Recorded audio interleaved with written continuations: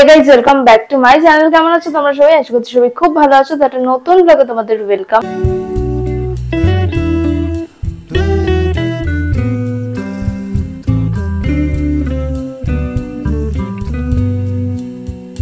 দেখতেই পাচ্ছ সুন্দর করে রেডি হয়ে গেছি, কারণ আজকে যাব হচ্ছে শ্যামনগর কালীবাড়িতে পুজো দিতে। তো তোমাদের সাথে সমস্ত ডিটেলস শেয়ার করে দেবো, কিভাবে যেতে হবে, কতক্ষণ মন্দির খোলা থাকে, ওখানে কি কি মন্দির আছে, আর সমস্ত বাকি ডিটেলস। তো চলো পুরো ভিডিওটা স্কিপ না করে দেখতে থাকো, আশা করছি তোমাদের অনেক ভালো লাগবে। ইনলাইনে যে কোনো ট্রেন ধরে তোমরা চলে আসতে পারবে শ্যামনগরে। তো আমি যেহেতু হালিশহর থেকে গেছিলাম, সেই জন্য আমি 2 নম্বর প্ল্যাটফর্মে নেমেছি। তো আমি ওখান থেকে 1 নম্বর প্ল্যাটফর্ম থেকে গিয়ে তারপরে মন্দিরে গেছি। তো তোমরা যারা শিয়ালদা হয়ে আসবে তাহলে তারা বুঝতেই পারছো যে তাদের 1 নম্বর প্ল্যাটফর্মেই নামতে হবে, বা 3 নম্বরে যদি নামায় তাহলে ব্রিজটা ক্রস করে তোমরা নেমে যেতে পারো হচ্ছে 1 নম্বর প্ল্যাটফর্মে। এবং তার 3 মাথার যে মোড়টা দেখবে তার অপোজিটেই কিন্তু রয়েছে এই মন্দির। তো দেখো এখান থেকে একটু সোজা তোমরা যাবে, তারপরে এই যে এরকম একটা ফ্ল্যাট মতন পড়বে। তো এই ফ্ল্যাটের যে পাশের রাস্তাটা তোমাদের আমি যেভাবে দেখাচ্ছি, তো তোমরা সেইভাবে আর কি আসতে পারবে এই মন্দিরে। তো এখান থেকে গেলেই তোমরা মন্দির দেখতে পাবে। এখন আমি চলে এসেছি হচ্ছে শ্যামনগর কালীবাড়িতে। তো চলো তোমাদেরকে পুরোটা ঘুরিয়ে দেখাই। মন্দিরের প্রবেশের পথেই তোমরা দেখতে পাবে রাধাকৃষ্ণের মন্দির। এই মন্দিরের প্রবেশের সময় হলো সকাল 7:15 থেকে 12:25 পর্যন্ত এবং বিকেল 4টে থেকে রাত 8:25 পর্যন্ত। মন্দির কিন্তু ভীষণ সুন্দর করে সাজানো। দেখো দুপাশে দুটো বাগান রয়েছে, আর মাঝখানের পথ দিয়ে একদম সোজা কিন্তু রাধা গোবিন্দের মন্দির। তো তোমরা কিন্তু এখানে প্রবেশ করে ভগবানের দর্শন করতে পারো। আমি আর মোবাইল দিয়ে ক্যামেরা করে তোমাদের দেখাতে পারলাম না, কারণ ওখানে ভিডিও করা অ্যালাউ না, বা ফটো তোলাও কিন্তু অ্যালাউ না। চারপাশে সুন্দর বাগান দিয়ে সাজানো রয়েছে, আর মন্দিরের পরিবেশ জানোই যেরকম হয়, শান্ত স্নিগ্ধ, ঠিক সেরকমই। এবার আমরা যাব মূল মন্দির মানে মা কালীর মন্দিরে। তার আগে আমরা ডালা কিনে নেব। তো দেখো এখানে কিন্তু তোমরা ডালা কিনতে পেয়ে যাবে। এখানে বিভিন্ন রকমের ছোট বড় ডালা রয়েছে। তো এখানে যেহেতু সেদিন অমাবস্যা ছিল, আমরা যাব পুজো দিতে, তো সেই জন্য আমরা এখান থেকে একটা ডালা নিয়ে নিয়েছি। মা কালীর মন্দিরেও কিন্তু ফটো বা ভিডিও তোলা অ্যালাউ না। তোমরা চাইলে কিন্তু রাধা গোবিন্দের মন্দিরের ভিতর দিয়েও যেতে পারো। আবার এই যে গেটটা দিয়ে গেলাম, তো তোমরা কিন্তু সেই গেট দিয়েও যেতে পারো। মা ব্রহ্মময়ী কালী মন্দিরের দুপাশে রয়েছে 6টি করে শিব মন্দির, মানে মোট 12টি শিব মন্দির। এই মন্দিরে একটি বিশেষত্ব রয়েছে। মূল কালী মন্দিরটি নবরত্ন এবং শিব মন্দিরগুলি রয়েছে 10টি আটচালা বিশিষ্ট, এবং 2টি শিব মন্দির হলো পঞ্চরত্ন। শোনা যায় 1809 খ্রিস্টাব্দে এই মন্দির প্রতিষ্ঠা করেছেন গোপীমোহন ঠাকুর, কিন্তু তিনি পুরো মন্দিরের কাজ সম্পূর্ণ করতে পারেনি। পরে মন্দিরের কাজ সম্পূর্ণ করে তার পুত্র প্রসন্ন কুমার। মন্দিরের ভিতরে একটি বড় নাট মন্দিরও কিন্তু রয়েছে। এবার চলো তোমাদের এই মন্দিরের ইতিহাস সম্পর্কে জানাই। শ্যামনগর ব্রহ্মময়ী কালীবাড়ির সম্পর্কে শোনা যায় কলকাতা পাতুরিয়া ঘাটের জমিদার ও প্রিন্স দ্বারকানাথ ঠাকুরের ভাই গোপীমোহন ঠাকুর দেবী কালীকে কন্যা মনে করতেন। পরবর্তীকালে দেবী কালীকে তিনি কন্যা হিসেবে পান। তার কন্যার নাম দেন ব্রহ্মময়ী। সেই নাম থেকেই এই মন্দিরের নাম ব্রহ্মময়ী কালী মন্দির। গোপীমোহন ঠাকুর সেই সময় বাল্যবিবাহ প্রথা মেনে তার মেয়ের 8 বছর বয়সে বিবাহের ব্যবস্থা করেন। বিয়ের দিন সকালে তার মেয়ে গঙ্গার ঘাটে যাওয়ার ইচ্ছে প্রকাশ করে। সেই মতো পালকিতে চাপিয়ে তিনি তার মেয়েকে গঙ্গা স্নানে পাঠান।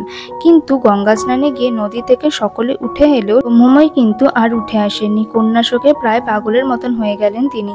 শোনা যায় এই সময় স্বপ্নাদেশ পান, যেখানে তাকে বলা হয় শ্যামনগরের মুলাজোড়ার গঙ্গার তীরে তার কন্যাকে পাওয়া যাবে। সেই স্বপ্নাদেশ পেয়ে গোপীমোহন ঠাকুর আসেন মুলাজোড়ার গঙ্গার তীরে। সেখানে তার কন্যার মৃতদেহ পান, এবং একথাও কথিত আছে সেখানেই নাকি কোষ্ঠী পাথরে মায়ের মূর্তি পান। সেই কোষ্ঠী পাথরে দেবী মূর্তির নিচে শায়িত মহাদেব। তারপরেই গোপীমোহন ঠাকুর এই মন্দিরের প্রতিষ্ঠা করেন। তোমাদের যে গেটটা দেখালাম, এই পিছনের রাস্তা দিয়ে বেরিয়ে এখন আমরা যাচ্ছি ননা বাবার ঘাটে। এই মন্দির সম্পর্কে কিন্তু আরো একটি কথা রচিত আছে, তো সেই কথা তো তোমাদের জানাবোই। তো দেখো তার আগে তোমাদের ননা বাবার মন্দিরটা দেখিয়ে দিলাম। এটা হচ্ছে ননা বাবার মন্দির, আর এই হলো ননা বাবা। তো চলো এবার আরেকটা কি কথা রচিত আছে সেটা তোমাদের বলি। শোনা যায় হালিশহরের সাধক রামপ্রসাদ সেন একবার নৌকায় চেপে তার বাড়ি হালিশহরে যাচ্ছিলেন, আর সেইখানে যাওয়ার সময় তিনি গান গাইছিলেন। দেবী কালীকে এই মন্দিরে কিন্তু প্রথমে দক্ষিণ মুখে প্রতিষ্ঠা করা হয়েছিল, কিন্তু সাধক রামপ্রসাদের গান শোনার জন্য নাকি বিগ্রহ পশ্চিম মুখে ঘুরে যায়। এরকম অলৌকিক ঘটনাও কিন্তু শোনা যায় রানী রাসমণি বাল্যকালে বহুবার এই মন্দিরে এসেছিলেন পুজো দিতে। যতীন্দ্রমোহন ঠাকুর এসেছিলেন এই মন্দিরে পুজো দেওয়ার জন্য, এবং সাধক বামাখ্যাপাও এসেছিলেন মায়ের পুজো দেওয়ার জন্য। তিনিও এসেছিলেন এই মন্দিরের নানান কাহিনী শুনে। দেখো এখানে কত সুন্দর সুন্দর ঠাকুরের মূর্তি রয়েছে। তোমাদের একটা বজরংবলীর মূর্তি আমি দেখিয়েছিলাম, তো এখানে দেখো আরেকটা মন্দির রয়েছে বজরংবলীজির। তোমরা এখন মন্দির ফাঁকা দেখছো, কিন্তু পৌষ মাসে মন্দিরে কিন্তু ভালো ভিড় থাকে। আর পৌষ মাসে এখানে বিরাট বড় মেলা বসে। তোমরা কিন্তু এই সময় এসেও মায়ের পুজো দিতে পারো। প্রতি বছর পৌষ মাসে মন্দির জুড়ে মেলা বসে এবং সেই মেলা চলে 1 মাস পর্যন্ত। তোমরা চাইলে কিন্তু এখানে জোড়া মূল্য দিয়েও মায়ের পুজো দিতে পারো পৌষ মাসে। এবার দেখো আমরা এসেছি এখানকার 3 শিবলিঙ্গ দেখার জন্য। এখানকার শিবলিঙ্গগুলির নাম হলো আনন্দ শঙ্কর, গোপী শঙ্কর ও হরশঙ্কর এবং প্রত্যেকটি শিবলিঙ্গ বৃহৎ আকৃতির। শিবলিঙ্গের দর্শন করে এবার আমরা যাব রামকৃষ্ণ শরণা তীর্থে। তো এখানে হয়েছে রামকৃষ্ণের শরণা তীর্থ বলে একটা জায়গা রয়েছে। তোমাদের যে দেখালাম আমি শিব ঠাকুরের মন্দির, তার অপোজিটেই কিন্তু রয়েছে এই রামকৃষ্ণ শরণা তীর্থের মন্দির। তো দেখো এখানে হচ্ছে তোমরা নিচে নেমে, মানে সিঁড়ি দিয়ে নিচে নেমে তারপরে এই মন্দিরটি দর্শন করতে পারবে। এই মন্দিরটিও কিন্তু সুন্দরভাবে সাজানো রয়েছে, আর এখানে কিন্তু শিবলিঙ্গ রয়েছে, আর সাথে মন্দিরটাও ভীষণই সুন্দর। তো চলো তোমাদেরকে এবার ঘুরিয়ে দেখাই পুরো মন্দিরটা।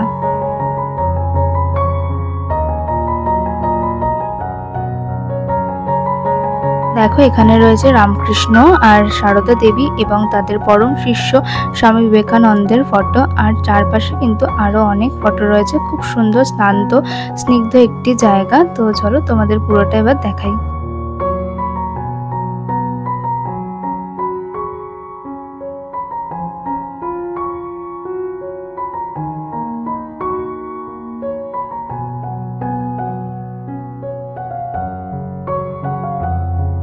মন্দির ঘোরা হয়ে যাওয়ার পরে আমরা এসেছিলাম হচ্ছে একটা ক্যাফেতে। তো আমি আর মাই এসেছিলাম। তো এখানে হচ্ছে ক্যাফেটার নাম ক্ষণিকের আড্ডা। এখানে এসে আমি একটা আইসক্রিম খেয়েছিলাম আর মা খেয়েছিল কোল্ড কফি। তো দুজনে আর কি ওটা খেলাম। তারপরে আবারও গেছিলাম মন্দিরের দিকে, কারণ আমার এক মাসি এসেছিল। তো সেই জন্য একটা বোতল বানিয়েছিলাম দাদার জন্য। তো সেই বোতলটা অনেক দিন ধরে ছিল, তো সেই বোতলটাই দেওয়ার ছিল, সেই জন্য আর কি এসেছিল মাসিরাও, মা বলেছিল আসতে। তো যাই হোক, তো ওখানে গিয়ে আমরা খেয়েছিলাম হচ্ছে ঢাকাই পরোটা। যেহেতু আজকে পুজো দিয়েছি তাই জন্য পুরোই ভেজ খাবো, সেই জন্য। আর যে দোকানটাতে গেছিলাম না, ওখানে কিন্তু অনেক কিছু পাওয়া যায়। যে শিব মন্দিরটা দেখিয়েছিলাম তো তার অপোজিটেই কিন্তু এই দোকানটা। তো এখান থেকে আমরা ঢাকাই পরোটা নিয়েছিলাম। তোমরা চাইলে কিন্তু অন্য কিছুও নিতে পারো। খাওয়া দাওয়া কমপ্লিট করে নিয়ে আমরা গেছিলাম হচ্ছে মেলার দিকে। তো মেলার থেকে আমরা কিছু টুকটাক জিনিস কিনেছি, হ্যাঁ বেশি কিছুই কিনিনি। তো ওই বললাম বোতলটা দেওয়ার ছিল, তো তার জন্য একটা আর কি ফুল কিনেছিল মা, তো সেটাই আর কি মাসে দিয়ে দিল। আর এখানে কত সুন্দর সুন্দর টেডি বিয়ার ছিল। তো যাই হোক, এখন আর বাচ্চা নেই আমি, সেই জন্য টেডি বিয়ারের বায়নাটা করিনি। ছোটোবেলায় যখন আসতাম তখন এখান থেকে আমি টেডি বিয়ার কিনে নিয়েই যেতাম। তো যাই হোক, এখানে দেখো আরও একটা মন্দির রয়েছে, গঙ্গার অপোজিটে লাইট চলছে, তাই তোমাদের সাথে একটু শেয়ার করে দিলাম। তো একটু জিলাপি কিনলাম বাড়ির জন্য। তো জিলাপি আর হচ্ছে একটা হাওয়াই মিঠাই নিয়েছিলাম, এটা ট্রেন থেকে নিয়েছি, আর একটা ছোটোর জন্য বোতল, আর আমার জন্য একটা ব্রেসলেট নিয়ে বাড়ির দিকে চলে এসেছিলাম। চলো শ্যামনগর কালীবাড়ির ভিডিওটা আজকে আমি এখানেই এন্ড করছি। আশা করছি তোমাদের আজকের ভিডিওটা ভালো লেগেছে, একটু হলেও তোমাদের হেল্প হয়েছে। তোমরা কিভাবে যেতে পারবে, কতক্ষণ মন্দির খোলা থাকে, সমস্ত কিছু ডিটেলসে শেয়ার করে দিয়েছি তোমাদের সাথে। চলো আজকের ভিডিওটা ভালো লেগে থাকলে অবশ্যই লাইক করো, কমেন্ট করো, শেয়ার করো বন্ধুদের সাথে। যারা নতুন দেখছো তারা প্লিজ চ্যানেলটাকে সাবস্ক্রাইব করে দিয়ে পাশে থাকা বেল আইকনটাকে প্রেস করে দিও। এরপর দেখাবে আরও একটা নতুন ব্লগে। ততক্ষণের জন্য টাটা।